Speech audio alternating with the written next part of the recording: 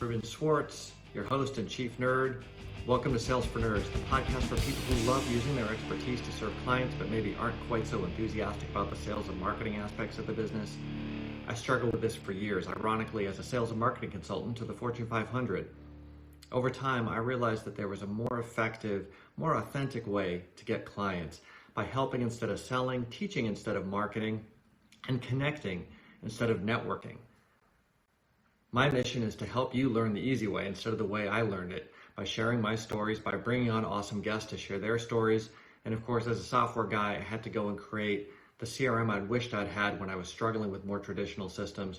It does more of what us solo consultants need, help us nail our positioning, help us get more leads and conversations off our website, get more referrals, have more conversations, automates proposals all the way through to e-signature and more, and less of the bloat that comes with traditional CRMs. If you want to check it out, you can start a free trial at mimiran.com. That's MIMIRAN.com. And you can even just sign up for the free version, which helps you nail your positioning. And you can also find proposal templates, lead magnet ideas, and more. Once again, that's MIMIRAN.com. Now let's get to it. Today, I'm here with Liz Steblay, the founder and chief advocate for PICA, the Professional Independent Consultants of America. Liz started her career in the last century, the last millennium, really. I mean, if we want to look at it that way, if we really want to feel like we're old, with one of the big four consulting firms. But once her daughter was born, she realized that that just was not going to work out for her. So she stepped into independent consulting in 2004.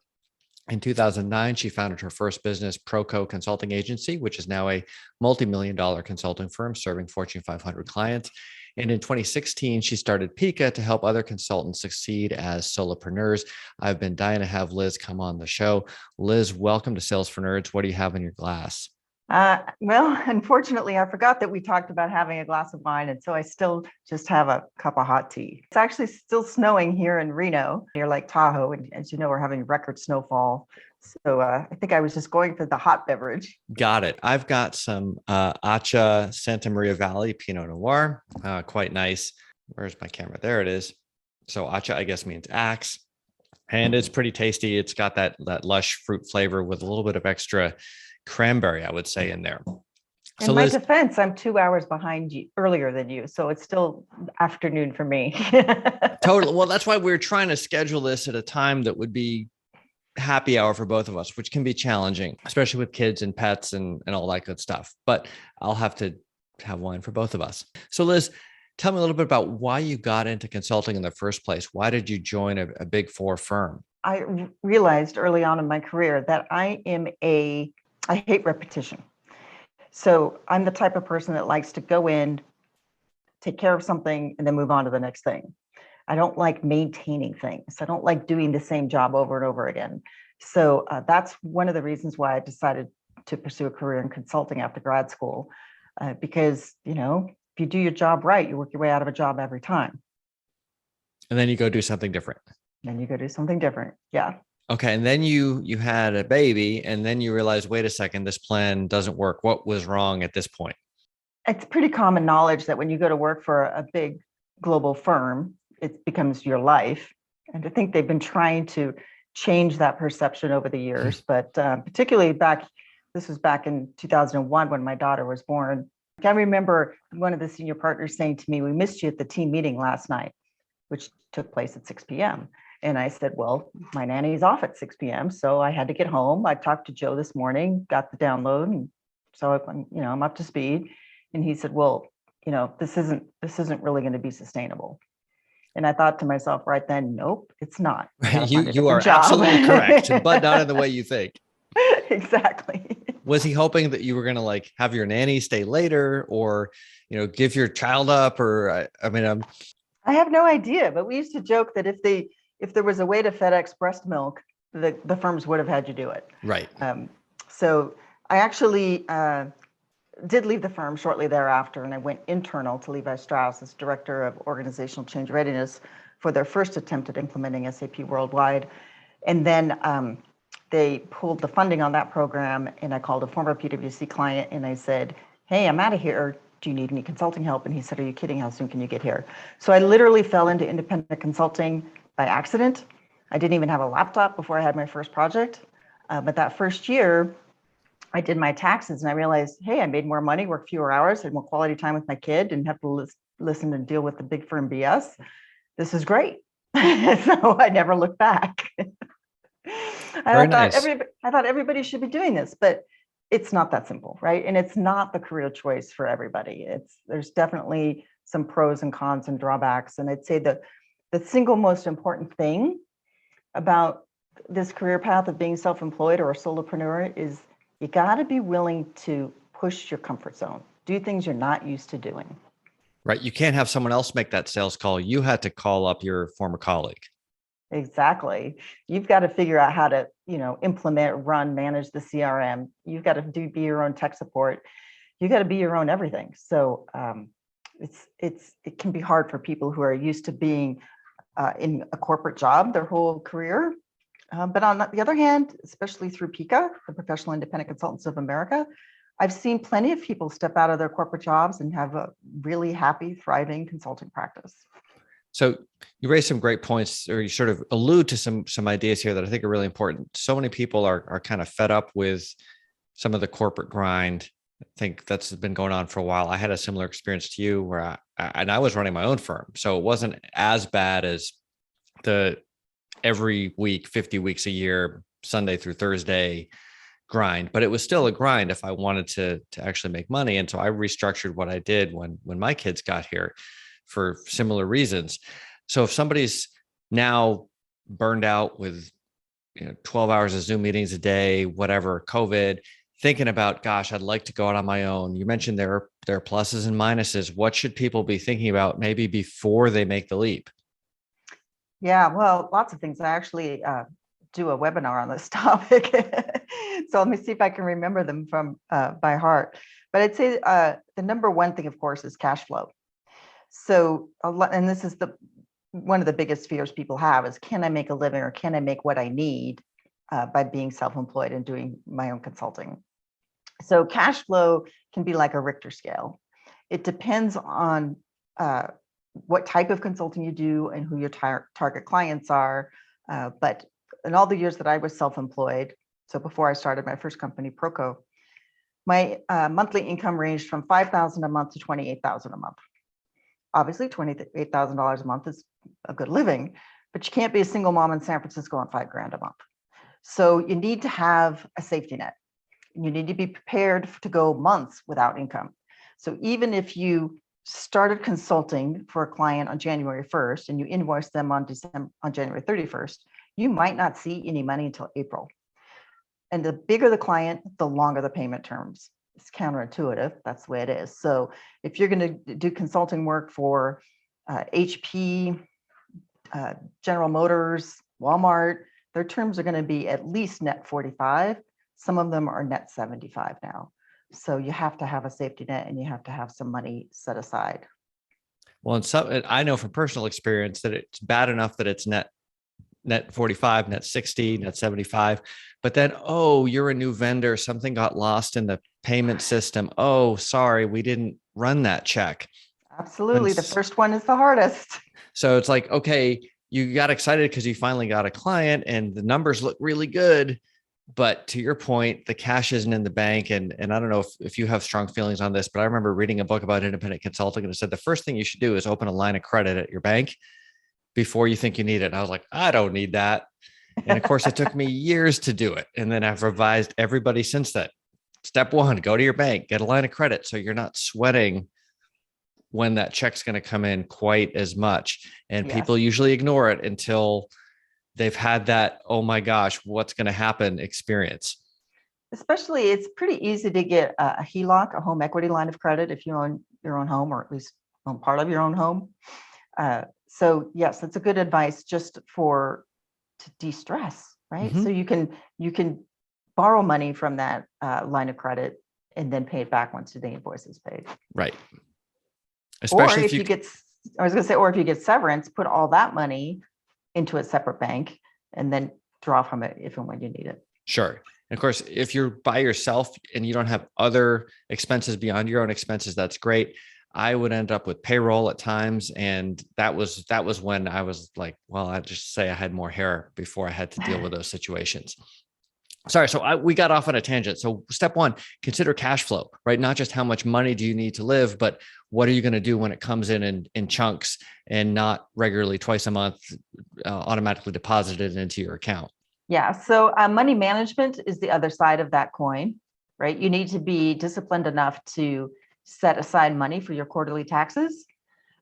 My favorite trick was every time I had an invoice paid, I took, in the early years, 40% of the invoice and I put it into a separate bank, not even a separate bank account, but a whole separate bank, because I have no fiscal discipline. If I see that money in savings, I'll borrow from it and then I'll be caught short.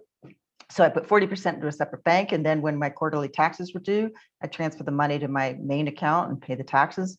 Then when I did my annual tax return, lo and behold, there'd be 20, 25K left over. And that went into my self-employed retirement account or solo 401k. And I invested that money, and that's the goose that lays the golden egg, right? If you pay yourself, put money away for your retirement, it lowers your taxable income. So that's already one benefit. And then it's going to grow tax deferred. So that's the second benefit. And if you invest it wisely or have good timing, like I did, then it's the golden ticket. Right. Okay. So that's sort of the nuts and bolts of the economics.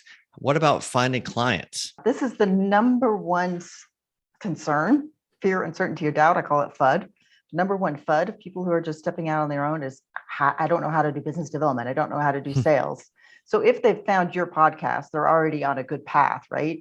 The first step is not to call it sales, right? If you look up any definition of business development, you will not find the word sales. It's about building relationships over time, which can be hard when you just starting out, right? Because you have to build credibility and awareness in order to get clients. And you also have to have trust, right? Nobody's going to hire a consultant they don't like, who's not credible, or who they don't trust. And it takes time to build that. So what I tell a lot of people when they're first starting out is, while you're doing your own business development efforts, and I run a whole workshop on that, you might want to also consider subcontracting, either through a boutique agency in your area of expertise or in your geography, or even for one of the big firms, right? Deloitte, Accenture, Bain, they all hire subcontractors. Depends on the type of consulting you do, whether or not that would be a fit. But by subcontracting, you learn a lot about consulting in general. You're expanding your network. And as long as you're also building your own network and pipeline, then it makes it an easier transition to find your own clients. So how should people go about finding these partners if they don't already have them?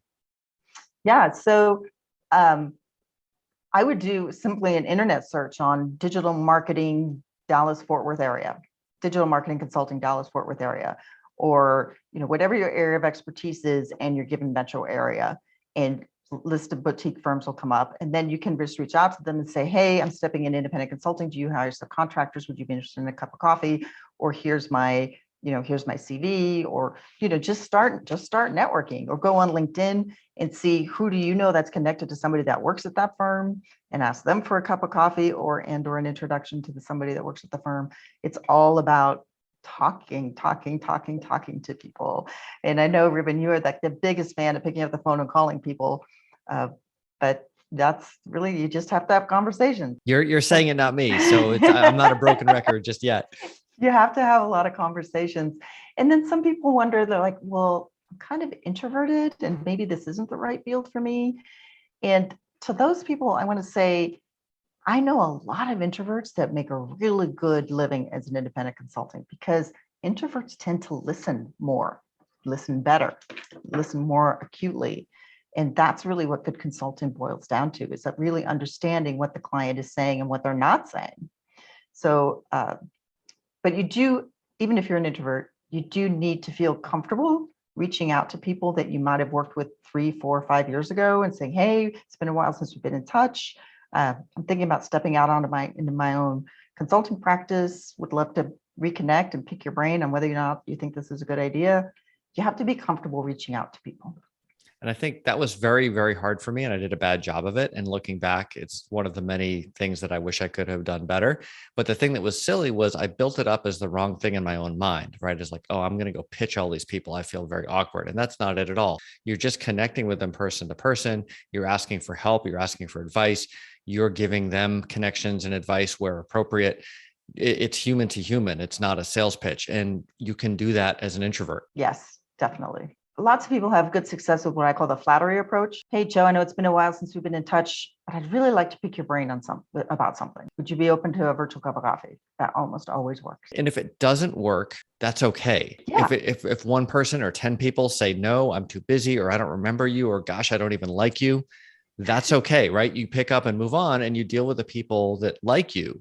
And exactly. I think one of the things that happens when you start having these conversations, not only do you have great conversations and feel energized from it, but they start introducing you to great people that you might like talking to, which is in fact how you and I got introduced. I don't even remember how we got introduced, but I'm sure it was through a mutual contact. It was. And in fact, it's funny because I have as you know, in my CRM, you can see who referred whom. So I can like click up the tree and there's like 4 layers to get to you. But if I hadn't had conversations with people, if I had acted the way I did when I started out, like, oh, I don't want to talk to anybody, I wouldn't have had those conversations. We wouldn't have created this tapestry of interaction, and you and I wouldn't be having this conversation today. Yeah. So you do need to be, as I go, my earlier point, you have to be comfortable you have to be ready to push your boundaries and do things you might not normally want to do. When I think of it a lot, I've been thinking of it, especially with all the snow that's getting dumped in the Tahoe area these days. It's kind of like snowboarding, right? You see people snowboarding and like, that looks awesome. I'd really like to do it.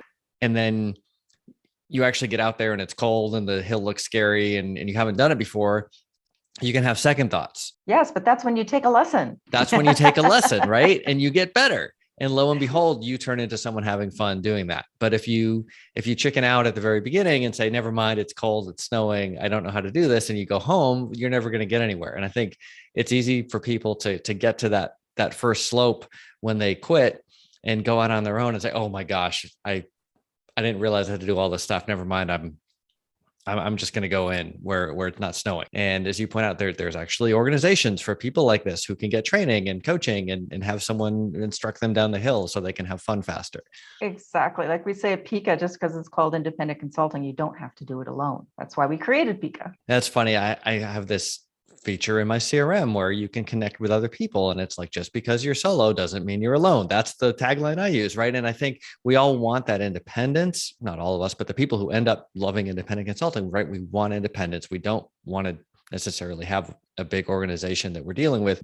But most of us, even the ones who are pretty darn introverted, we don't want to be alone, right? No one really wants to be alone. We want to be connected to folks that can help us and that we can help as well. Yeah, and actually that's one of the neat things that is taking shape now among the Pika community is people wanting to help each other, and they're connecting together, and they're forming their own little pods and their own little sub communities based on industry or expertise, and they're just helping each other. And that's really what makes me happy. That's awesome. We talked a little bit about getting partners to do subcontracting.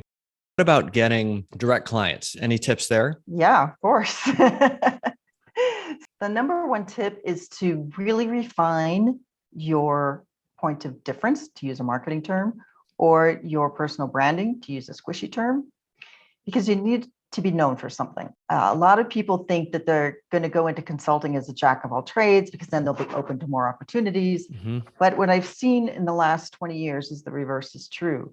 The people who specialize and are known as an expert in doing a certain thing are the ones that get hired.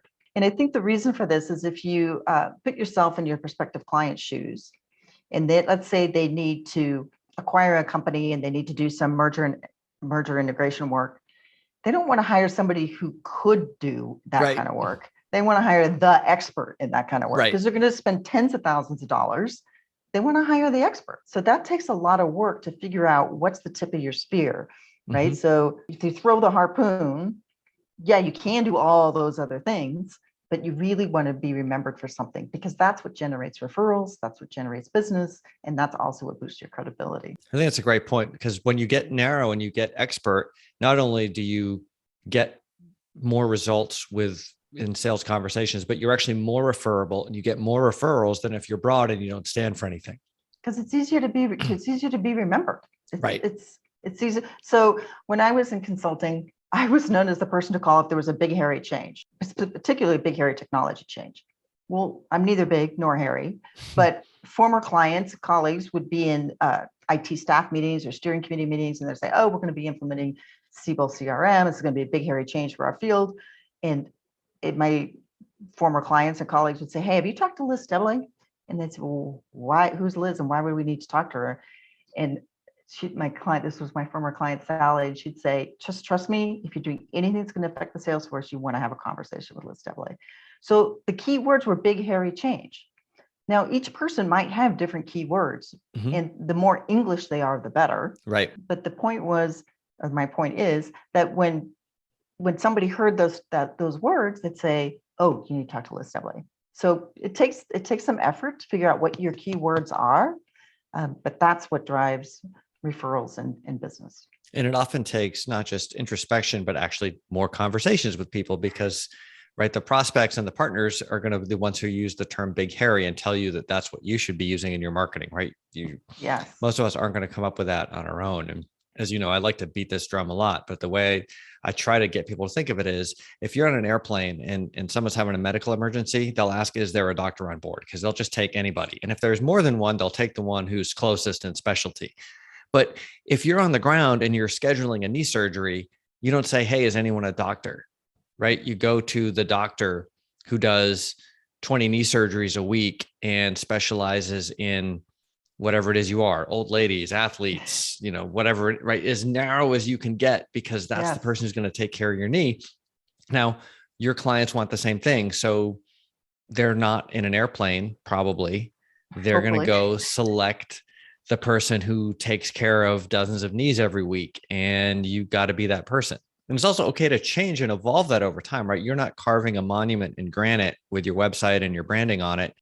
You might find out, well, I did Siebel for years, and Siebel's not such a thing anymore. So now it's Salesforce or whatever, right? It can change. Yes, absolutely. But it is important to, and some people really do more than one thing. So for example, a very common example is people want to do consulting and coaching.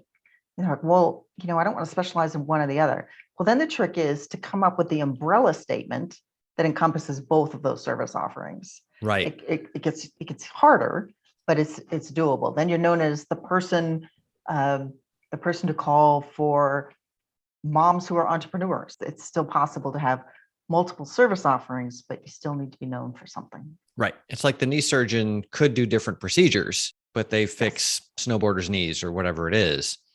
And I think anytime you have an and in that positioning statement, that's a sign that maybe there's something like you're talking about, that we need to find an umbrella that encompasses whatever those ands are. Makes you easier to remember, because it's hard to remember somebody that does communications and stakeholder alignment and facilitation and this and this and this. Well, and they also sound like they don't do any of them well.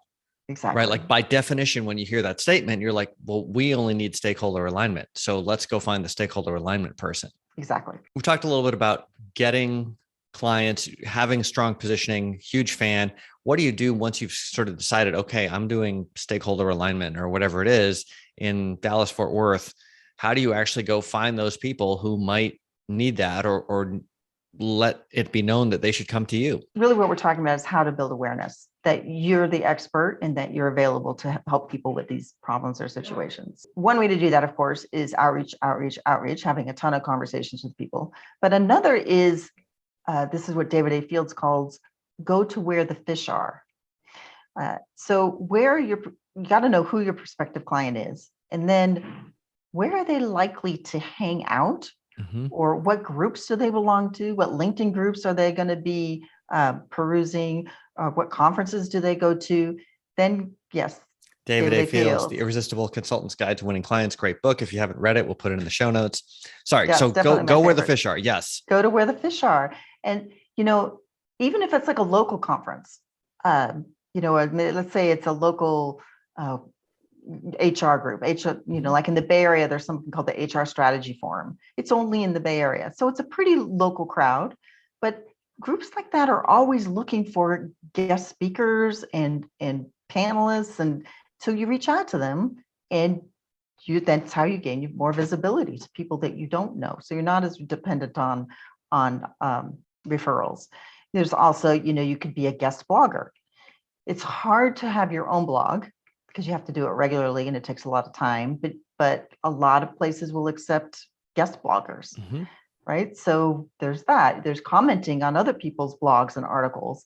I know somebody, actually, he's a Pika member, and he actually ended up winning a piece of business because he was so vocal on this particular group on LinkedIn. He was always commenting or whatever. He ended up connecting with somebody in that group offline, and they referred him to a potential client, and he won the work. So it's all about just being out there and being to generate awareness. And something that I think I'd like to highlight, just in case it's not obvious to folks listening, is all of these things you can do without being what I would call self-promotional or bragging, because they all involve just your domain of expertise, the problems that you're passionate about, and you're talking with other people who care about the same problems. So instead of stabbing people with business cards or pitching people, you can start with a conversation about, changes in HR law or whatever your area of expertise is. Whatever it is, right? It's a natural thing for you to talk about and to have great energy about without having to be salesy. Yeah. And for people to be like, oh, Liz, she knows her stuff. Wow, Liz is great. I had a great conversation with her. You should really talk to her because you're having a problem with blah, blah, blah, blah. Instead of, I got stabbed in the eye with a business card by so-and-so, and then I put it in the recycling bin. Yeah, no, I hate salesy. I really, really hate salesy. In fact, I'm often say, I was an independent consultant for 16 years and I never once did any sales. My sales started getting a lot better when I stopped selling, ironically. Yes, exactly. Right? And I made the mistake of trying to impersonate salespeople because I was around a lot of salespeople in my client work, and they were super successful and they worked for these really successful companies. So it's like, oh, that's what you're supposed to do. And no, not necessarily. Not necessarily. It's very hard. It's particularly for, I think especially for consultants, it's a double-edged sword, Ruben, because if you're salesy and they're like, yeah, he's a little salesy, but he really is the guy we need for this particular problem, then they're always going to be a little bit edgy that you're going to try to upsell them or cross-sell them or continue selling them onto something else. And clients hate that. And at the same time, the mistake I made was being so grossed out by that I would go do the thing and run away when the clients loved us and were like, wait, we had a whole bunch of extra money budgeted to do another project with you. Where did you go? Right. And you can do that without being salesy, right? You can just ask if they need anything else. It doesn't have to be a slimy thing. Yeah. Or it could even be, I really enjoyed this project and working with you. I'm glad we got it all done on time or whatever. Let me know if you ever need help with anything else. Yeah. That leaves the door open for them to say, now that you mention it, we have this other thing. Well, and the other thing that I think you and I will probably be in violent agreement on is, let's suppose they don't right now, but don't ignore them. Call them in 6 months, call them in 12 months, call them in 18 months, and don't pitch them, but just see how the heck they're doing and what's going on and have a great conversation. Absolutely. Another way that I keep my name fresh in people's minds is I track anniversaries. So anniversaries of when we signed our first client. So for example, I think it's coming up on January 4. It's our 8-year anniversary of signing our first contract with Facebook. So on that day, I'll send notes to my Facebook people and I'll say, hey, can you believe it's already been X number of years? And it's just another way it's another touch point. That's great. Remember anniversaries, birthdays, and of course, holidays. But yeah, any opportunity you have as a touch point, it's a way to keep your name fresh in people's minds. So this is all really helpful. I think something that happens once you get over the, oh my gosh, how am I going to find a client? And then you get the client, then you get really busy with the work. And what often happens, so I'm told, is that then the business development kind of grinds to a halt. Do you have any tips for people to kind of keep that humming while they're actually busy doing that all important client work? My cardinal rule, all those years that I was a solo consultant, was one person in person once a week.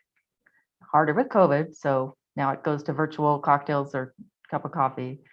But even though I'd be working 60 hours a week, intense crunch period on a project, I would invite somebody, client or from the system integrator or somebody, to walk down to Subway to get a sandwich together and bring it back to our desk, or better yet, I'll go have a meal together. One person in person once a week. As long as you're connecting with one person in a meaningful way, your pipeline will at least be on simmer. right? Your network it won't go Right. completely cold. And it's a great way to get to know people, right? I tend to remember people's birthdays, how many kids they have, that sort of thing. And so when I'm walking to Subway with, the project manager from Capgemini, now I know about that his daughter's in college and that he's, just remarried or whatever the heck. And it just makes it more personal. And that's what strengthens the relationship and builds trust, both for referrals and for new clients. I think it also makes your life better, even aside from the financial benefits that accrue from this, especially when you're independent and you're kind of off in your own little bubble.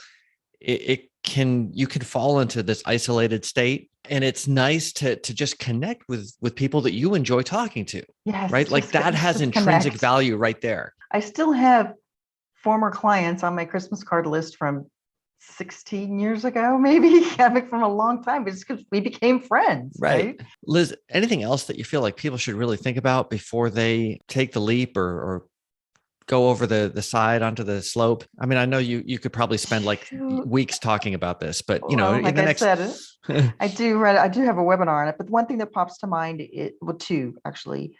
One is to be clear on why you want to do it. What do you want to get out of it? Is it more work-life balance? Is it the same amount of income that you had as a full-time employee? Is it more control of your destiny? Is it more flexibility? Is it so that you can schedule your time so you can get your workouts in? Whatever it is, maybe it's all of those things. Literally write them down, because you have to begin with the end in mind. Know what you're trying to get out of it. And the second part of that is to have an honest conversation about that with your partner. That's a great point, right? If you you need support. You need some psychological support when you do this. And I don't know whether you saw this, but I remember reading books about how part of the challenge is the emotional ups and downs. Like you get a new client and you're on top of the world, and then they don't pay you, and then you're in the bottom of the world, and it's just like a roller coaster. And I'm a pretty rational guy, I think, relatively speaking. And I knew this was happening, right? So I'm trying to sort of introspect and handle it, but I'm still on the roller coaster, and it can be crazy. Did you find that? And do you have any advice for people? That's why I say don't step onto the independent path without the support of somebody who knows you well, your best friend, your partner, your husband, your spouse, your grown kid, whatever, because it can be stressful. I mean, boy, I remember probably my darkest moment as an independent consultant was my daughter was, I don't know, probably 5 or 6. I was a single mom by this point, and I was so stressed out, like literally coming apart at the seams. I was trying to give her a bath one evening, and for whatever reason, kids choose their battles. She didn't want me to wash her hair. I literally just broke down in tears, like crumpled right there on the floor. Of course, she was horrified. Mom, okay, you can wash my hair. Right. But yeah, the stress can be debilitating, right? And that's when it's time to call that, phone a friend, right? Say, okay, you need to talk me off the ledge. Not literally, but that's a phrase that we used to use in consulting. And you need a pal, you need a support. That's a great point. And I think for folks who don't know Liz, like she's not the kind of person who breaks down in tears lightly, right? There's got to be a lot going on there. And I would reemphasize that point of have people that you can talk to. Obviously your partner, if that's in play, but other folks who kind of know what you're going through. I have some people that call me when they have problems or questions, and I call them. And sometimes it's like literally like, listen, I know exactly how this conversation is going to go. It's already happened in my mind. I know what you're going to say. I just need to hear you say this. And 5 minutes later, you're like, thank you very much. That's all I needed. I'm now good to go. That's a good point, Ruben. Sometimes it is helpful to have a buddy that is self-employed, because my partner, we're not married, but my partner, my spouse, he doesn't always understand what I'm trying to say. Right. He doesn't always get it. And so that's when I call one of my hundreds of self-employed friends. Right. And if you lack that, or even if you don't, hey, what do you know? There's an organization called Pika that's full of them. Exactly. We have a private community group where anybody can write in like, oh my God, I'm hitting rock bottom.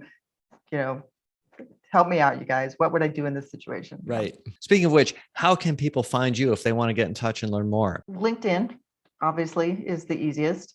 I publish a blog, not as routinely as I used to, but it's called successfulindependentconsulting.com, which is a lot to type. We'll have all this in the show notes, just so you know. Okay. And then PICA, which stands for the Professional Independent Consultants of America. The easy URL for that is independentconsulting.org or Awesome. PICA-network.org. Stay safe in the snow. And if you're thinking about making the leap, talk to Liz and maybe go check out PICA, independentconsulting.org. Thanks, Ruben. Thanks for listening. Did something in this episode or a past episode help you out? I'd love to hear about it. Send comments, questions, or ideas for future episodes to hello@salesfornerds.io. And of course, iTunes reviews are super helpful for getting the word out. So if you've got a few moments to put one of those up, I'd really appreciate it.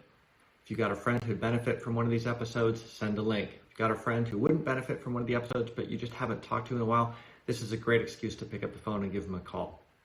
Of course, if you're looking for a whole new take on CRM for solo consultants, along with proposal templates, lead magnet ideas, free positioning tools, and more, check it out at mimiran.com. That's MIMIRAN.com.